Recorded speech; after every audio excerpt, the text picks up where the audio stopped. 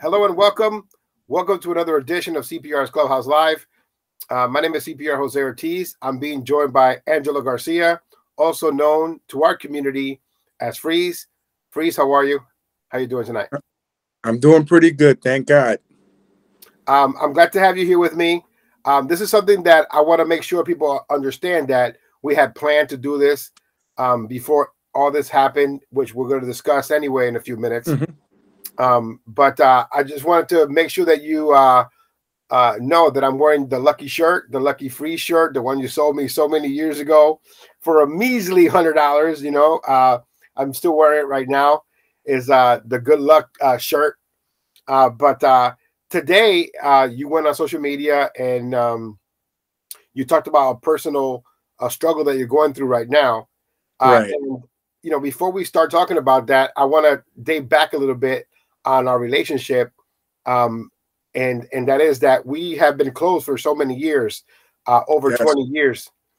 I met you at the CPR's Clubhouse record release party. I remember that you would carry this big photo album, of pictures of Cynthia and Coro and all these different, and you wore these hats, but I had no idea at the time that you were a recording artist or that you wanted to be a recording artist. I remember even bringing the person you were with on stage back then. I have the footage somewhere on a DVD, but I remember playing This Is Why. It was AVP volume number 4. Now that my memory's back, but I remember that I asked on the radio, who is this person that is singing? I would like to have them come to the station and me interview them. And then I'll let you take it from here. I believe you were on vacation. No, I was doing shows, promoting myself in Puerto Rico. And someone hit me up and said, yo, I forgot who it was, but they were like, yo, the radio station is saying that who is this person and that they want to meet them, you know, or to interview them or whatever. So I said, who? And then he gave me the number and I called you, and then I met you at the, I think it was your Freestyle Music Award. Yeah, it was like it was kind of crazy, but I know that you came back from wherever you were to just be on the radio with me, and then it just started this relationship, this friendship that has lasted all these years. You know, we can go back to calling you the greatest freestyle artist to be a salesperson at the same time, because you're the only person that can take their album and then flip it and sell it again, and then flip it and sell it again, and you know, for a good 20 years. But you know, what you did for me and for the community is what I always think about: the fact that you use your personal life and your personal struggles to come to some of the places where I worked at, like YWCA, and when I work with the youth, you would come and you would be the person that would speak to them and talk about your experiences and try to help them with their life and moving forward and trying to get employment. And you know, and I remember all the good times that we had, the Puerto Rican festivals, you know, on the booth and running around, you selling CDs off of a bag. And so we've had this friendship for a long time. So, you know, having you here to talk about your personal situation is not something that I look for. It was something that we plan on talking about before you start going through your situation, because we wanted to make sure that the people that support you know, and then we want to find a way to support you right back. And we'll talk about that, but I'm not going to waste any time. And I want to go ahead and talk about it. Can you let the public know what is going on with you health-wise? Well, in March, this is the way it started. Back in March, I got I went to eat an orange, and I bit the orange, and I didn't know this then, but I fractured my front tooth. I had not a root canal, the one before the root canal where they just shaved the tooth with I think we paid $1,400 for it, and then they put it in there like a porcelain crown, and I fractured it. The infection started making bubbles on the top of my gum and pushing my teeth down, right, making it a little longer. At the same time, I was with my mother living with me, and she had stage 4 cancer, and I was taking her to take care of her first. Right. You know, but I didn't think nothing. I thought, oh, tooth, I got to get it fixed. Now they're talking about $3,000 to fix the damn tooth. Right. So it went from 1,000 to 3,000 quick like that. Yeah, because it was 1,400. Oh my God, 20 years ago. Yeah. To $3,484 now. Talk about inflation, right? Yeah. So my mother did all her chemo. I kept looking for dentists, but out here, because I live in the sticks, right? No one accept this. No one accept that. No, we don't accept this. COVID-19. No, close this. So I stood dealing with it. Meantime, I grew a lump right here, but I thought it was the infection of the tooth. Right. Put me 3 times on penicillin. And finally, on the 3rd time, my doctor says, we have a dentist that you could go see. And this was in June. Went to the dentist, paid him all the money because front tooth is important, especially when you sing. And I paid him the $400 in cash, and then I put the rest on a credit card. Mm-hmm. You know, nothing of it. They did my tooth. They pulled it out. Oh, we got to completely take it out. But you have such a bad infection. So they did everything they could do. Gave me about 13 stitches. And my face, my wife said I looked like Whoville. My face was so swollen. Eyes like someone beat me. It was bad. Yeah, you sent me a picture. I was like, that's not you. That. Yeah. So I got over it, and it was cool. My mother winds up finishing chemo and then moved to Albany with my sister. And then all of a sudden, I say about 2.5 weeks ago, my wife makes me breakfast. Now, my wife is not a morning person. She don't cook breakfast. Yeah. But she made me eggs with on toast. I ate it. After I ate it, I went to the bathroom and I said, honey, my nose is bleeding, I think, because I started tasting blood, like a lot of blood coming from your nose down. That's what I was thinking. So I blew my nose. Nothing. I said, what the hell? I said, oh, shit, maybe I popped one of my stitches. Put cotton in my mouth. Nothing. I coughed. Mad blood. I told my wife, that's not right. Coughing blood is not something that's right. So I went to the hospital. Go to the hospital. They did a CAT scan with contrast, did blood work, and put me on an IV. After 5 hours there, 4 hours, the nurse comes in and says, hey, Mr. Garcia, good news. Your blood work is excellent. I'm sitting in the room when they leave, and I go, what the hell is going on? My blood work says I'm excellent, but I'm coughing blood. Nothing. 20 minutes later, the doctor comes in and says, Mr. Garcia, I got a couple of questions. And I said, go ahead. He said, do you chew tobacco? Nope. And I've never have. He said, do you smoke? I said, I haven't smoked since 1986. I said, listen, enough with the questions. Just let me know what's going down. He goes, well, Mr. Garcia, I think you have cancer. When he said that to me, it was like a bus hit me. Boom. I said, whoa, whoa, whoa, whoa. Wait a minute, sir. I feel like crying right now. Whew. So I took a deep breath, let it out, and said, all right, go ahead. He says, I think you have cancer, but I can't tell you if it's cancer for sure because it could be benign too. So I said, no, I try to make excuses. It's because I had this infection and it's been here. That's why this is swollen here. He goes, no, sir. In the CAT scan, you have a 3 centimeter mass in your throat going down your tongue. That's what the toast that you ate cut, and that's what's making you bleed. But you also have a 10 centimeter mass on the side of your throat. So he explained, and he says, I just call the ear, nose, and throat. They're closed, so call them tomorrow morning at 8 o'clock if they don't. Couldn't wait for 8 o'clock in the morning. Called, made an appointment. Called my wife, called my mother, called my kids, and I cried like a bitch. Excuse the language. Called you, call Willie Valentine, call Philip Anthony, call Miguel Reyes, call Boogie, call people that I love. And that was one of the hardest things for me to do, to tell people that I love that I was going through this. Not that It's been hard. It's been hard knowing the information and feeling powerless, you know, being a message. And he said it's throat cancer. Right. So one of the questions I said to the doctor, I just got one question. He said, what? I said, am I able to sing again? Be able to sing again? He said, of course, like any other operation. If you have a back operation, you ain't going to walk and lift and do things. You have to heal and then get back to where you were. So I said, okay. So I set up an appointment with an ear, nose, and throat.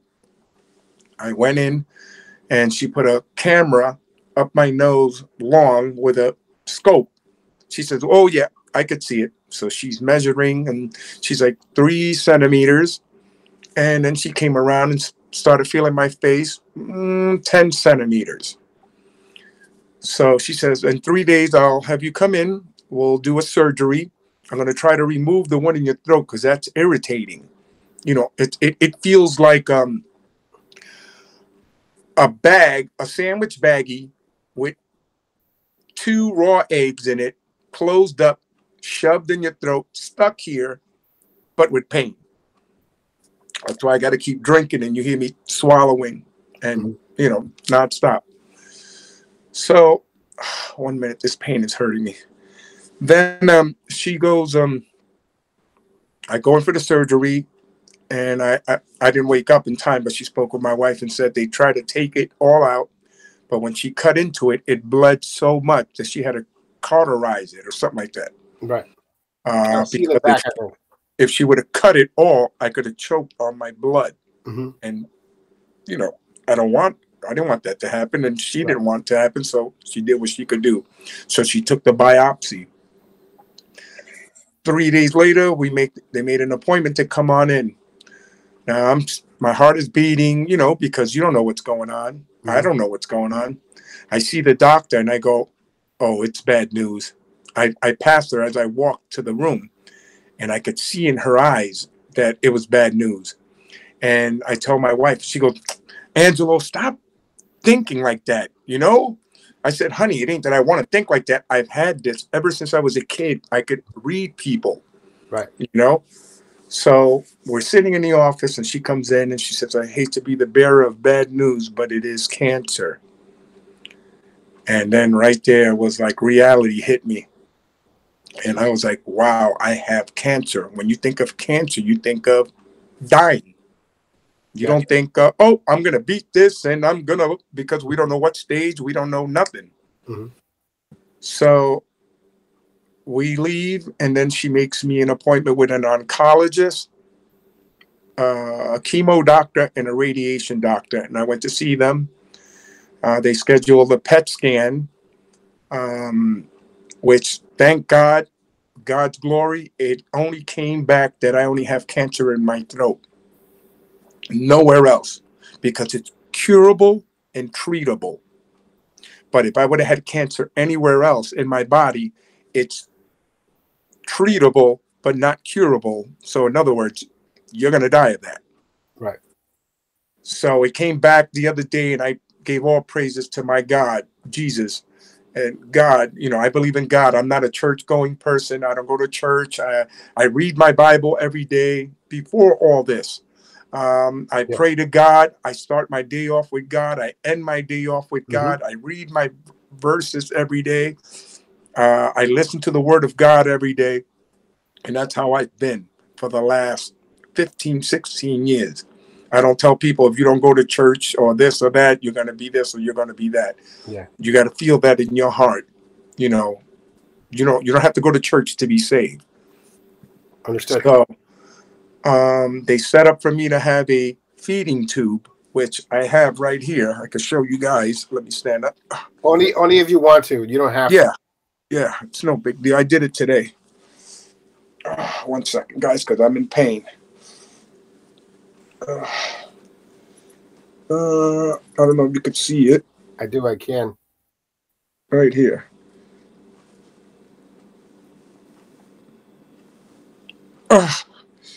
1 minute, it hurts so bad.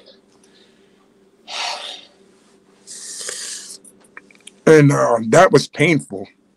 That was done 2 days ago. Well, I got released yesterday, and the lady gave me pain or whatever to knock me out, but I stood up through the whole process as they're putting this wire with a balloon in my nose and through my throat and through all this that's going on in there. I'm gagging. And they keep swallowing, and I'm swallowing. And I'm, God, please, God, let me get through this. When they put it all the way to my stomach, they blow this balloon up, and it was the most painful thing I've ever experienced. That I started screaming, take it out, I don't want this. And the doctor yells, take some of the air out, take some of the air out. They took some of the air out, and then they put a little air in, and it hurt again, and it takes some of the air out, take some of the air out. And then it went away, and then I didn't feel them cut me, so the medicine must have worked, but it didn't knock me out like they said it was going to knock me out. And then I moved myself from the operating table to a gurney, and they brought me up and brought me upstairs in a room, and I couldn't eat for almost 2 days. Nothing, no water, no food, nothing, and I was starving, brother. Yeah, but I made it. I know how you eat, man. I ate, and the thing is, CPR, before all this, it took me 2 years to lose 50 pounds. I was 250 pounds, a 38 waist, almost going into a 40 waist, 3X shirts, 2X. I was at 2X and sometimes 3X. I'm down to a large and a 36 waist. And now I got this that I'm going through where they say I'm going to go down to 150 pounds. Yeah. I'm 208 pounds right now. So that's 58 pounds. You know what I'm going to look like I'm hoping it doesn't get there, but I put it in God's hands. He ain't going to give me more than I can't handle. Yeah. Today, I was crying, and I'm not ashamed to say it. I was crying because a real man cries and lets his feeling be known. And I knew we were going to do this already, but I wanted to do it live to the people because they've supported me almost 30 years, CPR. 30 years. 1996, I recorded with Willie. 1997, he did the thing with Back for More. When I met you at that show, I already had a song, but I couldn't tell no one I had a song. Yeah, you told me about that story now. I didn't even know that back then. Yeah. You had Coro, Adelise, Pose. Yeah, it was Jay Allen. Clubhouse. No, Jay Allen. Was it Jay Allen or the other guy? Jay Allen was there, yeah. And Nathan? Yes. It was them people, and I, thanks to Pose, is how I got into the music business. But before that, that I was discovered by Cynthia, Dream Boy, Dream Girl Cynthia. Yes. We were at Razzles, Jesus the Juice, and I think you were hosting the show. And I was right in the front row singing all her songs, and she saw me and she pulled me up on stage. Noel was supposed to show up, and right there I knew that day was my day, so I started singing a Noel song. Right. But before that, Jesus the Juice said, "Oh, okay, now everybody wants to be a freestyle artist," and he cut the mic off, and then the crowd started yelling for freeze, freeze, freeze, because it was my neck of the woods. It was my home. Yes. And he let me get on, and boy, did I sing that song, and the rest was history. I met Charlie Rock. He gave me a card to call him, and I did, but I didn't like what he was giving to me, so I just kept working at UMass as a chef, and working as a chef at Westover Air Force Base. And I kept doing karaoke all around and joining and winning money in contests. And then I met Pose. Pose came to my house in Springfield on Piedmont Street in Springfield, if I'm not mistaken. And he's like, when can you come to the studio in Manhattan? And I'm like, tomorrow? I said, I got enough sick time that I could, pay myself for the lost day. Yeah. And I went with him to Willie Valentine's studio. Willie says, what are you, a rapper? Because, I've always dressed with the fitteds, the jewelry, the ring, the hip hop stuff. Yes. And I said, no, I'm a singer. And he said, all right, so sing. I said, man, I just met this guy in my mind. I'm like, I just met him like 5 minutes ago. This guy wants me to sing. Right. I said, okay, put on a beat. He said, no, sing. So me, I'm a prankster and a jokester. I started singing that song, in the jungle, the mighty jungle, the lion. That one. But I did the,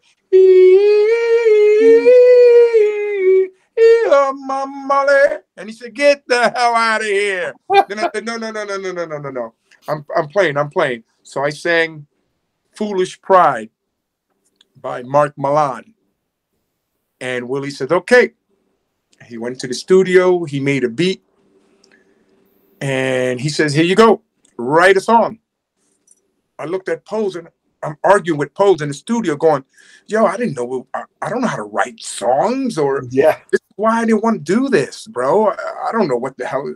And we're going back and forth. And I'm saying, this is why this. Then I said, all right, let's write a song. This is why. This is why what? This is why the relationship don't work. How about this is why we keep falling? And he goes, all right. So we sat down, we wrote it. We, like in an hour, I think it was, we sang it to Willie, and Willie's like, let's record it. And the rest is history. And, and it's always those types of, those relationships and those incidents that happen where, you're not meant to be there, but you're there. And it's just that go write a song and you're like, oh, you just put something down on a piece of paper and then you record it and then it becomes something. Because your first song, This Is Why, was on AVP Volume 4, but it did catch the ears of the community, especially with the fact that you're singing, you got Pose doing some backgrounds. And so it just blended so much together with Willie Valentine's production. And it just sounded like an artistic record. Like it wasn't supposed to be on AVP on Hot Productions. It was supposed to be an artistic, on the main label. So that's why the interest was there to have you come to the studio, because I'm like, wow, this is really good. This is another person from our area that could bring freestyle to the masses. At that time when you were coming up, and when freestyle was being played on 90.7, the first generation wasn't really promoting or producing or recording new freestyle. They were trying to do other avenues of music, which opened doors for Freeze and Pose and Willie Valentine and Marisol and Tasmania and Artistic and so much of these artists that you take back. Because in my second song, I Gave You My Heart, I was in Puerto Rico again with one song doing Hello Wapa TV, clubs, Club Laser, Club Viper, Voodoo. I was doing things and they were treating me like a king out there, and all I had was one song. And Willie called me back and said, okay, we got another song. I Gave You My Heart. Right. With he wrote. And that's when I came back from Puerto Rico, and then I recorded I Gave You My Heart, and the rest is history. It was at a Micmac compilation, right? It was a Dance Factory 2 or something. Yeah, like Micmac. Yeah. Micmac. And then I wrote a song called Memories, and I hit Willie up with it because I had a cousin that died and my father was killed. And I wrote it and I sang it to Willie, and Willie told me, nope, I'm not going to record that because that song is not going to work. No one wants a song of someone that died. I said, well, Willie, you know what? There's the only one song out of all the songs I've recorded, whether by myself or with people. And I said, I'll pay you for that song. Hey, money talks, bullshit walks. So he recorded it. Right. And he released it on Artistic. And everyone knows now where Memories is at now. Yeah, it's your most popular song to date. It's just a song that resonates with loss, and it resonates with everyone in the community because we've all lost someone, and we've all seen people succumb to certain things, and so it has become a staple of a song that you dedicate to someone to remember them by. So it was a heavily requested song. To this day, it still is because you are from here. You're a New England freestyle original, right? You're an icon of New England, and so you know that's one of the reasons why that song is so you know, so heartfelt, and people take that song as one of their own, like one of their favorites of all time, especially if you're from this area. And I think it was important for me to talk to you. And we've been planning to do this for a while, and schedules always interfere. Yes. But when you called me to tell me that they had diagnosed with the big C, you know, it just, you know, because of social media, because of this disconnection that we have now between all the friends that we used to be together all the time. You know, 20 years ago, we were together all the time. We were inseparable. We together. We go to shows together. You get booked. Everybody that's in the crew got booked too. Damn right. You know what I mean? You sold a CD at the festival. I sold a CD at the festival. Everybody sold CDs at the festival. And then because we all parted ways and went our separate ways, but also because of social media and how things happen where everybody just goes their separate way or starts thinking their own ways, we haven't been as close as much. And I felt detached and desensitized, you know what I mean? When bad things happen, like social media got you to a point where it doesn't affect you. But when you called me and told me what was going on with you, it was a moment for me that made me stop in my tracks, because you know that I went through something this year as well. And so like, I'm just thinking, it brings back my memories of all of us together and how we are getting older and how we're not in each other's lives like we used to, and how we need to reunite in a way where we communicate with each other more, because we have abandoned each other in some ways, right? You're like 6 hours away somewhere, you know, tucked in some woods, you know, Willie's in Connecticut. Philip Anthony is somewhere in Massachusetts. And he's, you know, like he's doing comedy, but like I try to connect with him, you know, as much as I can. We just went to the movies a couple of days ago, but you know, I miss the camaraderie. I miss the connection that we had before the pool parties at CPR's house. Yeah, man. Before social media, you know, I miss the before social media days, because that was genuine. Like it was a text, it was a call, it was come to my house. Everybody was at Freeze's house. That was a spot to go to. We'll go in the front yard and grilled hot dogs. Everybody slept at Freeze's house. Be 27 people, you know, just wrapped up in a sabana. And we make, you know, some people woke up and brushed their teeth, some people didn't, you know, and we just went about our day, you know, and it was urban gear days, you know, working at downtown Springfield.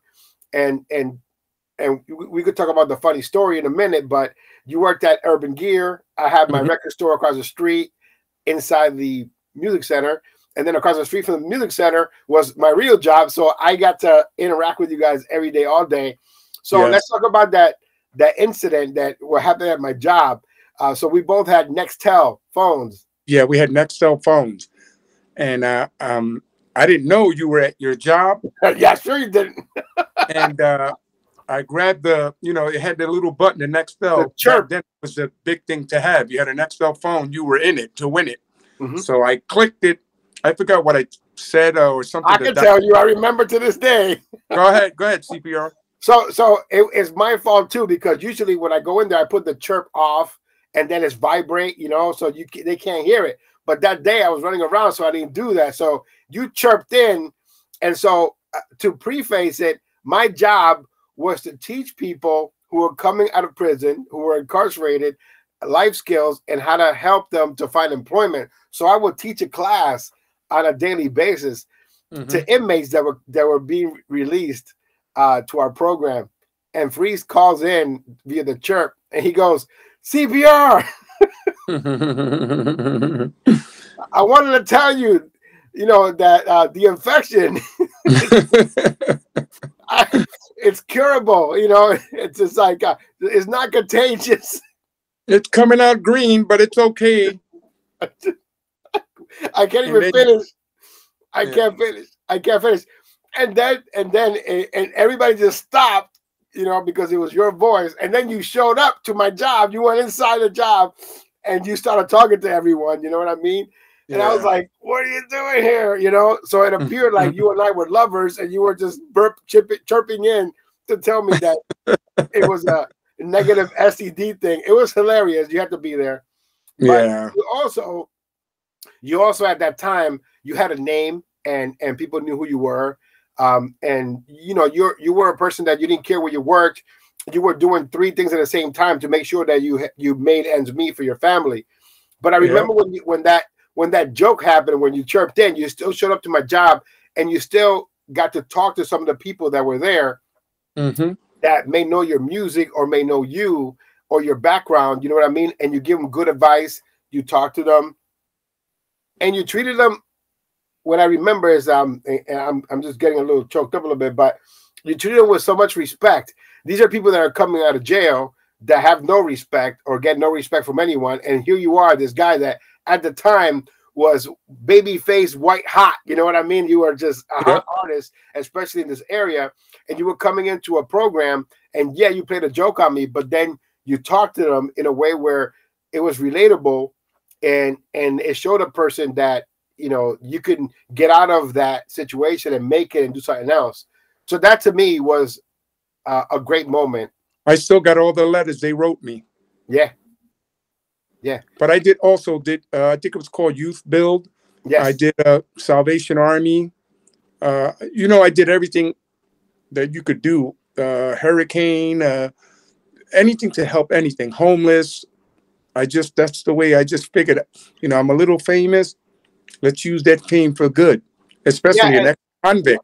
What I also remember is that you would just get ideas out of nowhere and you just go and do it. You wouldn't wait for somebody to say, yeah, no, you just go and do it, you know? And that to me is what always endeared me to you. Like you never took no for an answer, whether it be music or whether it be let's fundraise for someone, or I want to donate to kids, or I want to do a fundraiser for this person. Like you just went and did it. You didn't care about the yeses and the nos. You just made it happen. And that to me, I did a lot of shows. I remember one time you told me, damn, man, it could be a bar mitzvah slow jam and you'd still be there performing. Remember, it'd be a reggaeton show and the only freestyle artist performing is Freeze. I just made sure I had, That's a fact. You know, the mayor of Springfield gave you high honors at the last concert that they had here in Springfield. It was like 2012. Yeah. Around there. They had one at the Civic Center, and in front of everyone, they gave you Mass Mutual. Yeah, at the Mass Mutual Center. What was it that the mayor presented you with? It's like for helping the community, for helping kids, inmates, just being a role model, you know. And I never consider myself a role model. I've been there. I lived a crazy life growing up, you know, from my father being killed, being molested as a young kid, 5 years old, 7 years old, being told that I was a father at 14 with a 19-year-old woman, raising that child, and then to find out it's not your child 30 years later. So I went through a lot, man, and divorces, and then another divorce. And then thank God I'm with the woman that I am today with, that it's been 16 years, 15 years married of great love. I'm talking about 16 years and we're in love with each other. It's not a love that's going to die. So I always told my wife, I have no fear of dying. I have a fear of leaving my wife because I have so much love to give for her still. And my 14-year-old little girl, my Rose. You know, if God's going to take me, I know we're all going to go, but I figured, let me see my daughter grow. Let me be with my wife, you know, 70 years old, and then take me, you know. I lived a pretty good life at that time, but not at 57. So I'm going to get over this. I'm going to come back stronger, new music, testimonies, etc. And, you know, God is good, man. God is good. That's all I got to say through all this. See, the devil wants me to say, oh, God, wait a minute. I read my Bible. I do my verses. I don't do drugs. I don't drink. I don't hang out. I don't cheat on my wife. Why are you doing this to me? But the devil's a liar. And I know my God won't give me more than I can't handle. If I can't talk in a couple of weeks, chemo and radiation start the second week of December. Same week my father was killed. I said, wow, what a time to get this. Mm-hmm. It's been hard because I can't go and perform.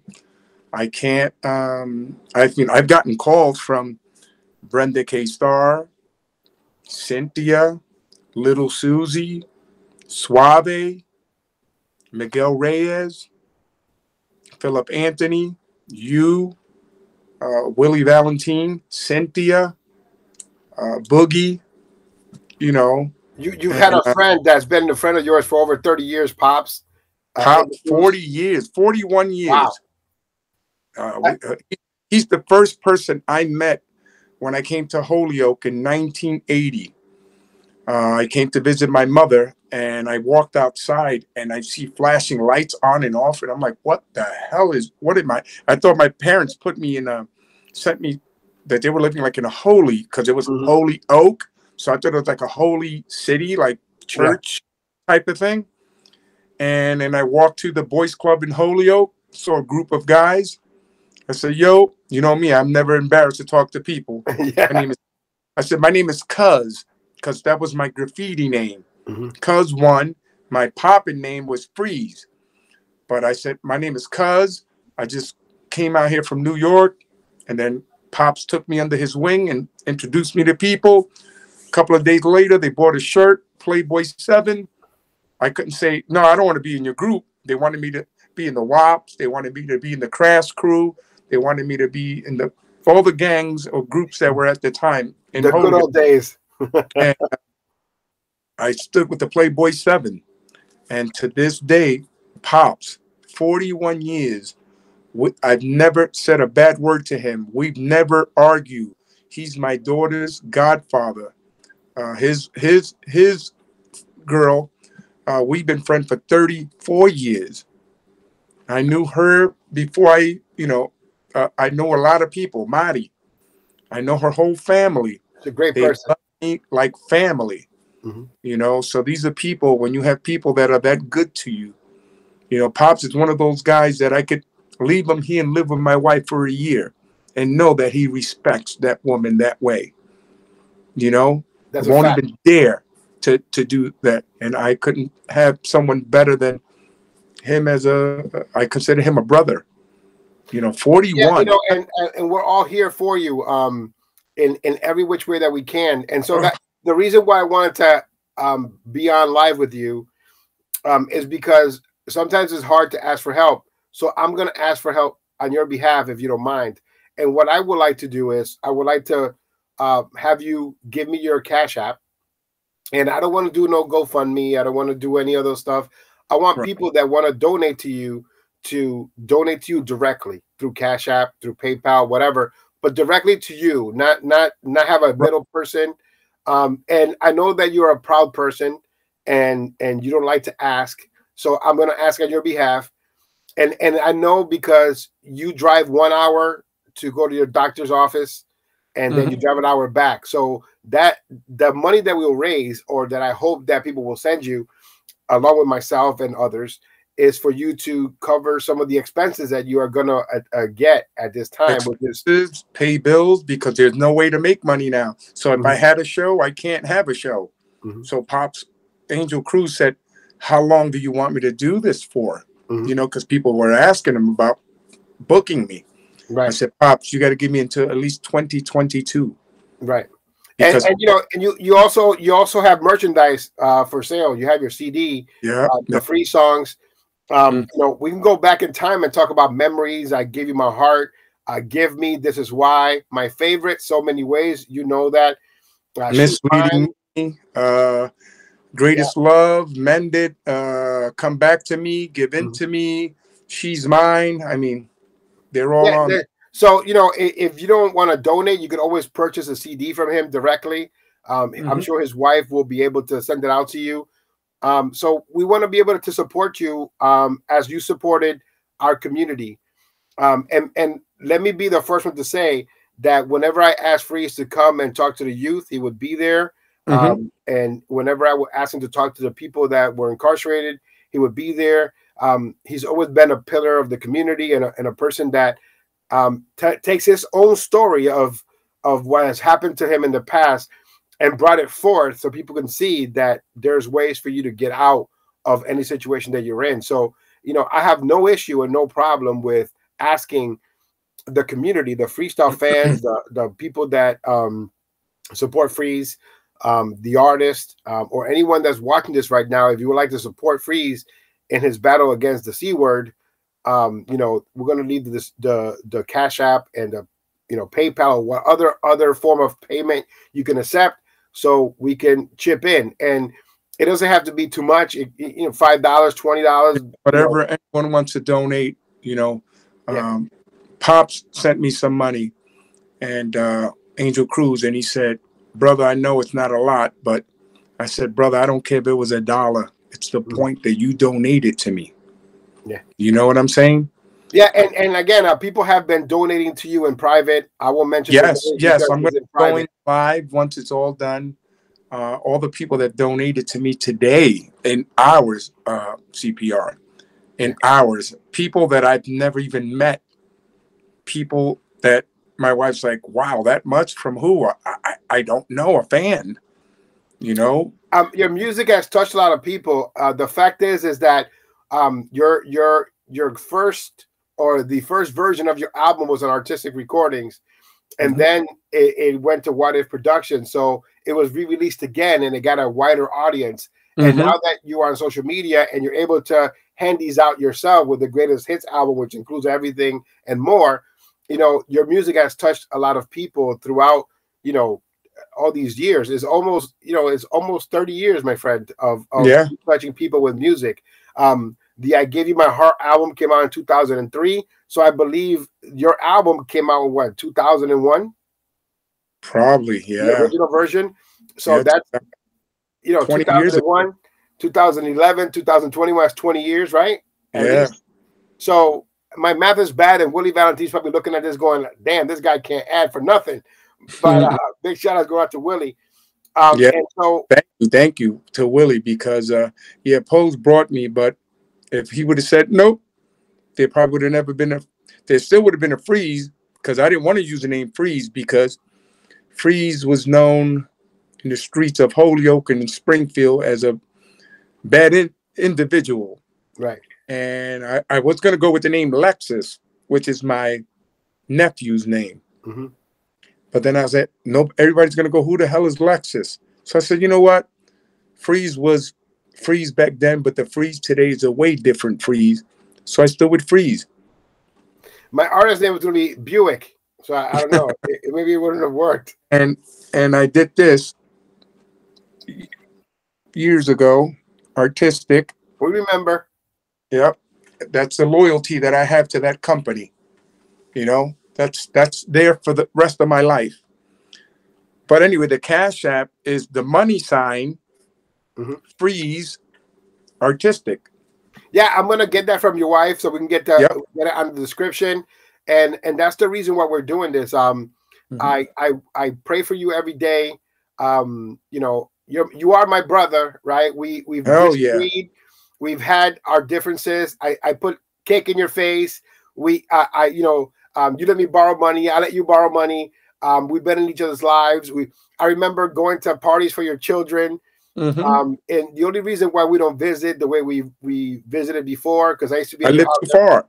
We live very far, right? But I used to be at your house all the time when you lived in Agawam, and so, you know, I do miss that pre-internet, pre-social media connection that everybody had with each other, because people would drive out of their way to come to your house, the epicenter of fun. You know what I mean? And everybody would just stay there, and we would just have a hell of a good time.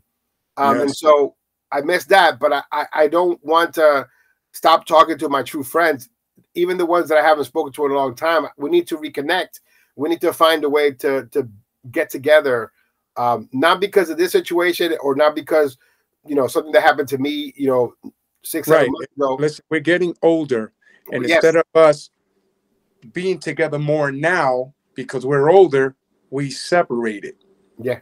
And it hurts. I tell my wife all the time, I said, I can't believe it. Like, I used to talk to Willie every day, Ray Raw, Philip Anthony, Boogie, Hula, CPR, you name it.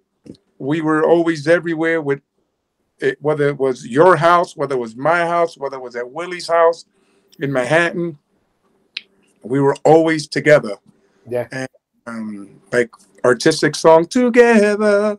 It's going to always be, man. I always remember that Hewulu too, at Edwin Ramos's house, recording together. Everybody was there. But, as a matter of fact, one of the songs were recorded in your house.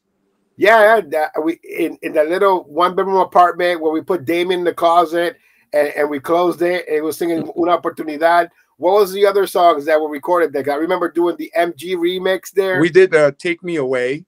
Take Me Away, yes. It was me, Phil, and Victor. Yeah, Victor Manuel, yeah, with the other Victor Manuel. And Take Me Away, Don't Be Shy. I remember going to that club and we're just sitting around the VIP area and everybody just grabbing the mic and singing their part, and it was just fun. It was just great. It was just everybody together having a good time. And we protected each other and we supported each other. We were never envious of each other. We would celebrate wins. You know what I mean? So whenever somebody had a win, we would celebrate that win, and then another person would have a win, and we'll celebrate that. And the win that we want to celebrate next is the win that you're going to have against the C word. Yes, I know that you're strong enough to beat it. I know that I have no doubts that you won't, that you will come out of this, unscathed. I know that, you have a feeding tube right now, and it was excruciating. It's stage 3 cancer. Yeah, man. And I just want you to beat this as soon as possible. And I want to come visit you. I'll be very careful, and ready to visit you when you're ready. Yeah. In person. I will drive up there to see you. I'll take Pops with me, or, we'll drive separate vehicles, but, we have to. I haven't seen you in person since we went to Buffalo in 2011 in person, maybe. No, we ate together at that Chicopee restaurant. Yeah, I remember that too. But again, it's just like actually together for days at a time, not for hours. Right. Not just not for just a moment. It's for us to be like together, driving each other nuts like we used to. To the point where you're like, did you fart? You know what I mean? That type of stuff. You know what I mean? But or remember, my favorite part ever in your home is that I'm sitting between two people who always have bad breath, right? Don't say their names. Oh my God, yeah. Don't say their names. Don't say their names, right? So I'm sitting there, I'm getting bombarded on both sides, and I'm like, oh my God. And that's a row of people, and I don't want to embarrass them, so I took the gum out. Does anybody want any gum? And I go to the first person. You want some? Yes. The second person, yes. The third person, yes. The one on my left is like, I'll take a piece, whatever, so they took it. I'm like, great. Then I get to my right. You want some? Nah, you need it. You need it. That's all right. My son, I'm not going to name the person, but says, your breath smells like coffee. And I said, no, Jordan, you don't say that. He goes, but Daddy, you told me it's a sin to tell a lie. Oh my God, I can't laugh because my stomach. Oh my God. And it was true. I always tell my kids, I hate liars, I hate thieves. So he's telling me, wait a minute, you told me never to lie. It smells like corky. The best story ever from Freeze and his young kids was the one when they went to visit you to do, investigation because you had your children. Want to make sure you have your custody, and they're asking Jordan all the questions. Oh my God! I tell Jordan, because I always tell him don't talk to strangers, but I told him you could talk to the stranger, you could talk to them, it's okay. Tell the truth. And he comes and where's your father? And my father hits me on the feet and all over my body, and I don't eat, and I'm hungry. I'm in the living room like, and then the social service lady goes, he's lying. I check your cupboards, I checked everything. You got all kids' food, and he ain't got not one scratch on him. I love that. Jordan, does your father beat you? Yes. From the top of my head to under my feet. Yeah. He goes, do you ever go? Oh my God. Do you ever go? Do you ever go? Believe it or not, another time when I was getting custody of them, we were at some place for child support. For me to get not support, but for me to get custody of my kids. Yeah. So Jordan and Tabitha are running around. They're going crazy in the office. I'm like, oh my God. And they're going through the table and the lady's trying to type and they're going under her leg. So the lady goes, I'm going to go make copies of your social security card and this and that. She goes to make the copy. I grabbed them and I said, you wait till we get home. All of a sudden the lady goes, here you go, Mr. Grant. He said, wait till we get home. And then I grabbed my daughter by the arm and did that squeeze. Ow! I'm like, oh my God, these kids. Those are my favorite stories of all time. I can repeat those for years, and they're 15 to 20-year-old stories, man. But and now they're grown. Now they're grown, and I have 3 grandsons from Tabitha. Jordan doesn't have no kids, but Tabitha today, when she saw my live, she was like, Dad, I've never seen you cry. And it's breaking my heart. You could read on the messages. And, that broke my heart because I've always tried to be that strong, tough. Boys don't cry, boy. You crazy? Yeah. And that's how I grew up. So I had to grow up hard living in Brooklyn, and then my father getting killed and my mother being single and, dealing with 3 kids. And then my mother got sick from her nerves. And I went to go live with like foster people that, treated me bad and punished me like you would not believe, bro. But it made me the father and the man that I am today. And like I always tell my wife, I don't feel sorry for people. I don't. I feel bad for people, but I don't feel sorry. I feel bad, bendito, man. But to be like, I'm in that pena. No. Yeah. Nah. I don't want no one to feel sorry for me.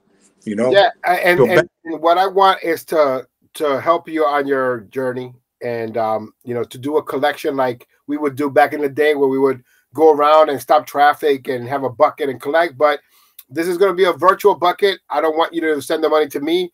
I want you to send the money directly to Angelo Garcia, aka Freeze, so he can pay for the transportation to and from these appointments.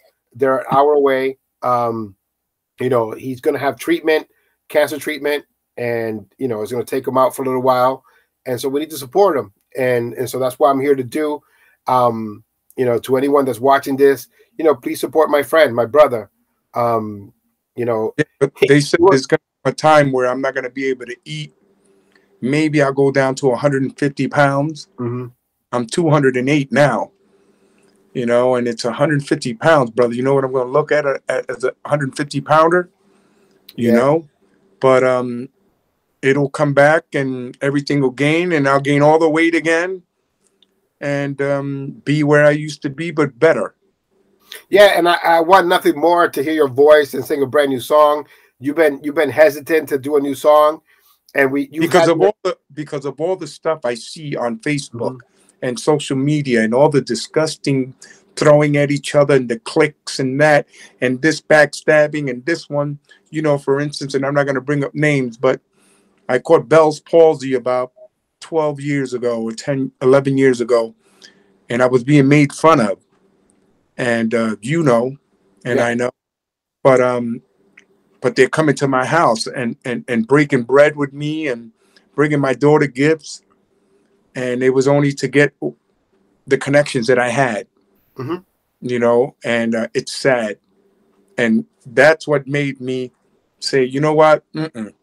I made my little indent in Clubhouse, freestyle, whatever that people want to call it. And I'm happy where I'm at. You know? And they're always asking me for new songs. Every all the time.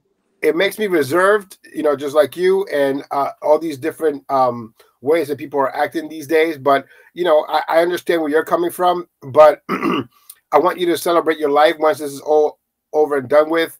I want you to show people that your voice will be back to 100% and that you can make songs just like Memories, just like I Gave You My Heart, my favorite, so many ways. But, you know, look, man, I want to thank you for being so upfront, like always, and always being someone that people can look up to when it comes to adversity. You know, that's one thing that I admire about you. I admire the fact that you don't care, man. You just let it all out. And that's, to me, sometimes it's surprising, but it's also you. You know, you wouldn't be Angelo Garcia, you wouldn't be Freeze if you didn't let everything out in the open and let people know. That's why I did so many drugs so many years growing up, because someone told me, a doctor told me one day, have you ever, you know, I witnessed my first murder at 5 years old, bro. You know, I was at a movie theater in Brooklyn with my brother, and I witnessed my first murder. I seen a man get shot in the head. And then everything else that I've been through. And they said, have you ever spoke with anyone? I didn't tell my mother I was molested to the age of 27. So I did the drugs to hide that pain, to hide everything that's gone, that went through this person, you know? So it just made me the man that I am today, man. I think I'm the very best dad in the world. Some people may say no. Some of my kids might say no. But I'm the very best dad in the world. I'm the very best husband, friend, and I'm true. I don't need to send messages with people or Freeze said that. No, that's not me. I've never been in that bullshit. I live by the streets and always done everything by the streets. And what I wouldn't do in the streets, I'm not going to do in real life, you know, to people, you know, that are close to me. So some people take it and go, whoa, or some people take it and go, this motherfucker is really at my door knocking. You know what I'm saying? Because that's the way, you know, I squash shit. Back in the days, you had a problem with someone, let's knuckle it up and let's go, you know? But if you're still fighting at 57 years old, 56, 50, 40, then your life is going wrong, brother. You know, I shouldn't be fighting nobody. I shouldn't be. Sometimes they try to test you, you know, the young kids of today now, and everything is with a gun now. You know, back then, me and you could have got into a fight. We throw our punches. You have a black eye, I have a busted teeth and a thing, and then we're over there drinking and getting high later on.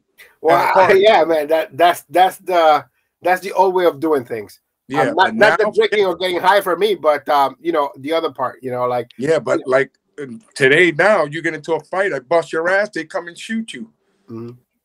Yeah, and that's unfortunate. A fight and they shoot you, you know. So I just thank God, man. Truly unfortunate, but you know, like getting back to the main topic at hand, like just want to let you know, man, I love you, and you know that I always love you, no matter if we were at differences or we were, you know, friends or enemies.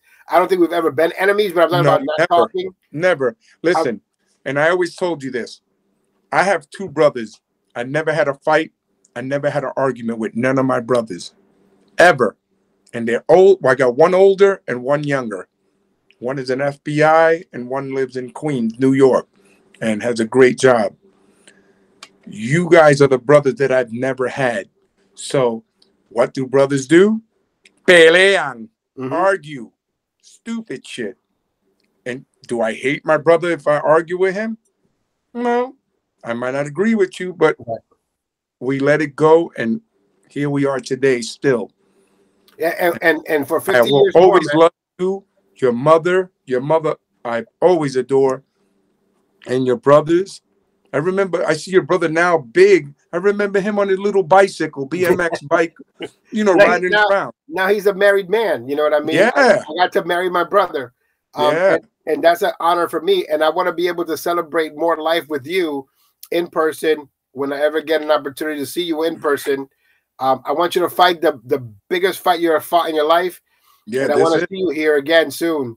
You know, and again, this is to bring awareness to his fans, because I think that now the community more than ever can support someone in their fight with the big C.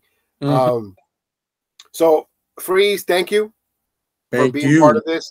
Thank you, my friend, for almost 30 years. My Yeah. brother, someone that I could count on, someone that I could talk to when I was sad or happy. And, you know, people like you, like I always tell my wife, you know, you don't just introduce anybody to your mother and fathers and brothers and sisters and family and kids, and then they're nothing to you. I just don't bring people like that. I've been living out here for 8 years. Ain't nobody come here. You know what I'm saying?